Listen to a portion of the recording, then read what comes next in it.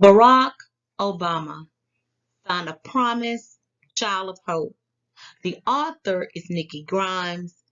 The illustrator is Brian Collier. One day, Hope stopped by for a visit.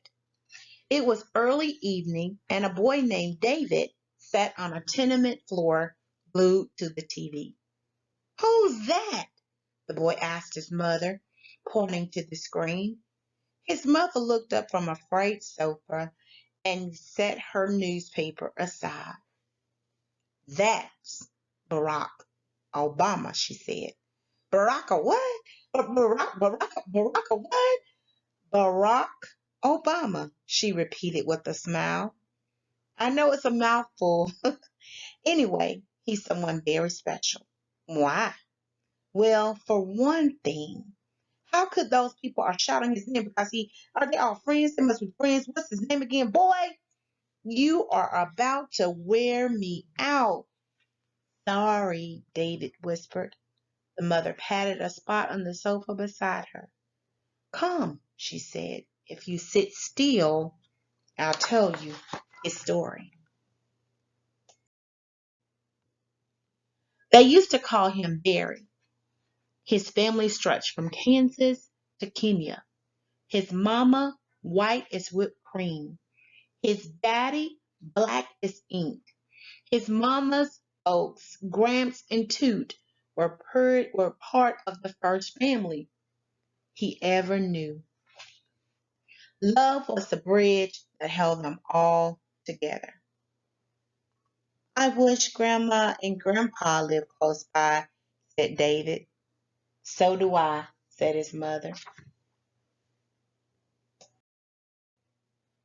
In Hawaii, breathing in the scent of ginger blossoms, Barry grew, swimming, surfing, and spearfishing next to playmates from places like Portugal, China, India, and Japan. And never once did he ask if all those people could get along. They just did.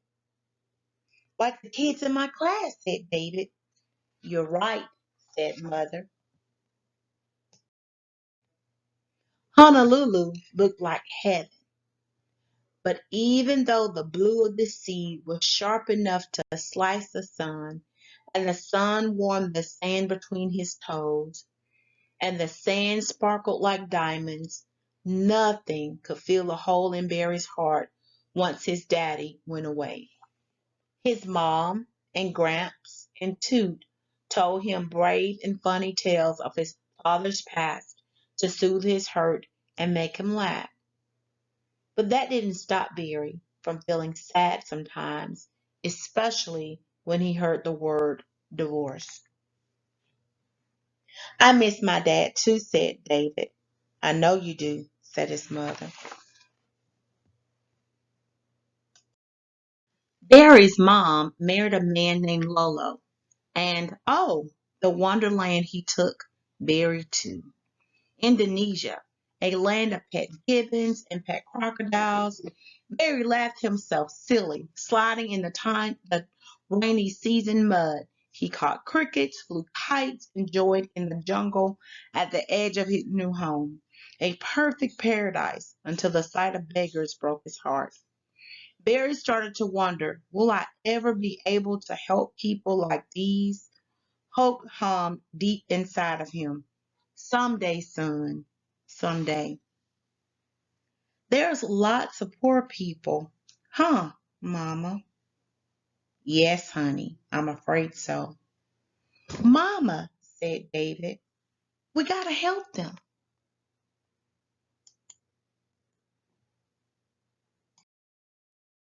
Before dawn each morning, Barry rose, his mother's voice driving him from dreamland. "Time for learning English grammar and the golden rule. Be honest, be kind, be fair," she taught him. "Your father is smart and strong and full of courage, and you will be just like him." How can I? Thought Barry. I don't even remember his voice. "I'm smart," said David. I can spell. SCHOOL.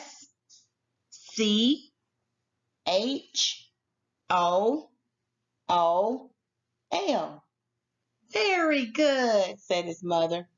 You keep that up. Back in Hawaii, a surprise came one day. I'm here, son, he heard his father say. Barry listened to the strange song of his father's voice. Your grandma says you're doing very well in school. It's in the blood, I think.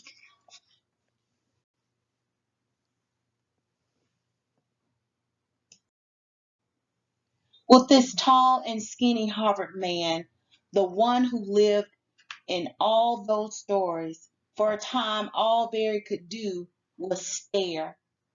As the days passed, they would share talks and walks, and then his dad was gone again, a ghost once more. Hold tight, said Hope. This strand of memory is stronger than you know. I wish I could meet my daddy, said David. I know, son, but no matter what, you've got me. The sun and moon paraded past Polly's Peak more times than Barry's quick mind could count. Soon he pounded across the high school gym, slamming the basketball his father had sent him one Christmas. A few letters flew back and forth from mother to father, from father to son. Barry was the bridge that connected them. Sadly, some days he felt as if that bridge were sinking. What's a pali? Asked David. Pali is a mountain in Hawaii, said his mother. Oh,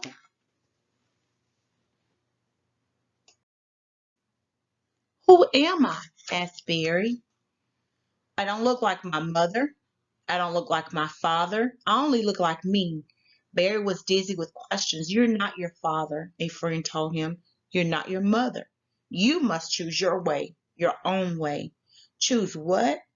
Thought Barry. Choose how? He searched for courage inside himself. Hope was waiting there. What is hope, Mama? Asked David. Hope is believing in something before you see it. Like make believe? Asked David. No, honey, said his mother. Hope is real. Boys and girls, what do you think hope is?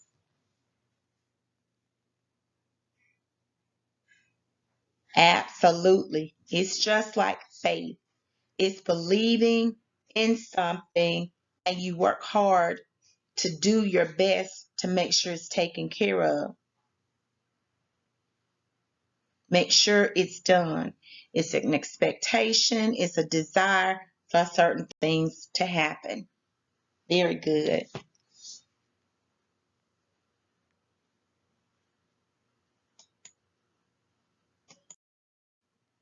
Barry's mind spun like a top. He know. How could he know which way to go? Listen, said Hope, and he did. There it was, the answer repeating like a chorus in his ear. Education is the key, said Gramps. Education is the secret, said Toot. Education is the way, said Mom. Education is the path, said his father. Remember, it's in the blood. Students, that's absolutely true. You hold the key every day that you choose to go to class, pay attention, learn, go home, practice what you've learned in school, practice reading, practice listening, not listening to respond quickly, but listening to hear, to take in information. That's very important. You can learn from everything around you. You can go outside, look at the different clouds, look at different flowers, but always with an adult to assist you with that. There's so much to learn that's all around us, and that's absolutely true. Education has changed my life. What do I have in my blood? Asked David. A kind heart and a good brain, just like Barry. Barry rolled up his sleeves and studied in the shadow of Palos Peak. In the shadow of the Hollywood sign, in the shadow of Langston Harlem, still he couldn't stop asking, "Who am I?" Stop. Some called him an ugly name, too terrible to repeat, but he refused to answer to that.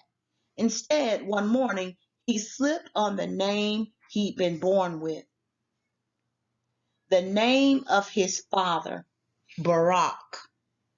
For the first time in his life, he wore it proudly, like a coat of many colors. Boys and girls, I used to tell my children that, and I want to share that with you. I shared it with my students as well, but I really encouraged my children this when they were growing up. If it's not your name, don't answer. People can call you any name that they want, but they cannot make you respond. A lot of times, hurting people hurt people, and people try to control what they are afraid of. So they'll use manipulation and things to make you feel bad. When people do things like that, they themselves are weak. So be strong, take courage, and be who you are made to be. Now, there's a portion here when it says, like coat of many colors. David is asking his mom. He says, "Is that like Joseph in the Bible?" said David. "You remembered," said his mother. So that's something you can look up on your own time. When Barack wasn't studying, he liked to jog along the Hudson River. Couldn't help but notice the river of hurt and hate and history that separated blacks and whites. Being both, he could not take sides. "Don't worry," said Hope. "I will be your bridge. In time, you will be the bridge for others." David's mother sighed. Barry's aunt called him at school because his daddy died. "I bet he cried," said David.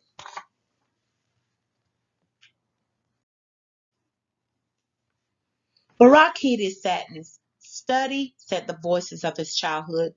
"Watch, learn, keep your eyes open." Barack's eyes saw the hungry and the homeless, crying out like beggars, burning a hole in his heart. When his classes came to an end, he raced to Chicago to join hands with the church, to learn new lessons, not how to be black or white, but to be a healer. He learned how to be a healer, how to change things, how to make a difference in the world. "Hurry," said David. His mother gave him a squeeze. Boys and girls, you have the opportunity to make the difference. Whatever you see wrong that you want to make right, that may be a solution that you're learning about, that how you can help. Study, learn what you like about yourself and the things that you like to do. And yes, come on, make a difference. The work was grueling with stretches of failure and punny patches of success. Door to door, Barack went, early mornings, late nights, pleading and preaching, coaxing strangers to march together, to make life better for everyone. He worked hard as a farmer, planting the words, "Yes, we can," like seeds in spring. Impatient, Barack kept wondering if those seeds would ever sprout. He worried that the hope in him would fade away. "He didn't give up, did he?" asked David. "What do you think?" asked his mother. Students, I want you to go in the opportunity when you have a chance to look up bamboo trees. I like to study about bamboo trees because they teach you a lesson about patience.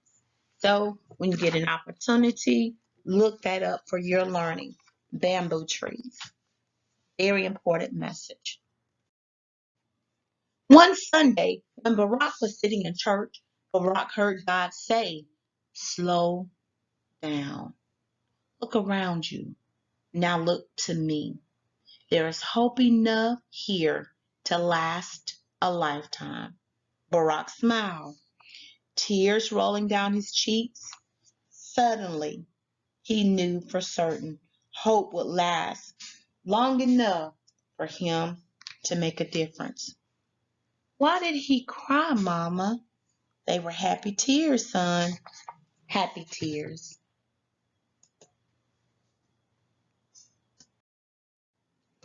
Before Barack chased his future, he visited his past, traveling to Kenya to find his family, his father's bones, and his own place in the circle of Africa. He sat with his Alma and Zintuni, Jane and Sarah, Yusuf and Syed. He swapped stories with Roy and Bernard, Mark and George, and all the other relatives who had prayed for such a day. They're so excited. Nothing like it when you have your family members that have come from long distances, when you get together, and even when you're together daily. Take advantage of that. Love family. I love mine. Finally, Barack knelt the soil at his father's grave, listening to the still small voice that spoke to his heart. Go now, fly free. I'm the man you were meant to be. Live in hope. Keep the past in memory, but shape your own tomorrow. Tomorrow, tomorrow, tomorrow, said David. What's so great about tomorrow? Well, said his mother, if we have hope today, we get to make tomorrow whatever we want it to be. Students, I also used to tell my children, life is about the choices that you make. Every day, make a wise choice that you can live with. Hope may be slim and beautiful, but she is no weak thing. Barack proved that when he went to Harvard Law School, convinced people to join hands in Illinois, wrote new laws to give the poor a better chance, he proved it again when all of Washington, D.C. wondered what this skinny kid with a funny name could offer a nation in need. But the hope that lived in Barack burned bright, and on the night he became senator, everybody felt the flame. Is that why everybody's shouting his name? No, son. There's more to the story. One Sandring Sunday, his wife, Michelle, stood by. Barack smiled on a sea of faces from Wichita to Waikiki. He saw whites and blacks, rich and poor, Christians and Muslims, Jews. He saw the ghosts of his parents, of Gramps and Toot, of Martin Luther King Jr. and JFK. And on that special day, Barack was the bridge that had them all together. I want to be your president, he said. Can we make America better? Can we work together as one? With a single voice, the crowd called out, yes, we can. The little boy sat silently for a while. Then he said, Mama, I've been thinking. When I grow up, I want to be the president. Is that okay? His mother blinked back tears, crushed David to her chest, and held him there for a long, long time. Boys and girls, that means the mom grabbed him so tight she squeezed him and he just crushed into her chest. There's nothing more important than becoming what you want to be in life. Do all that you can, study hard, keep faith, have hope, implement, do everything you can. Good night, Lowndes County.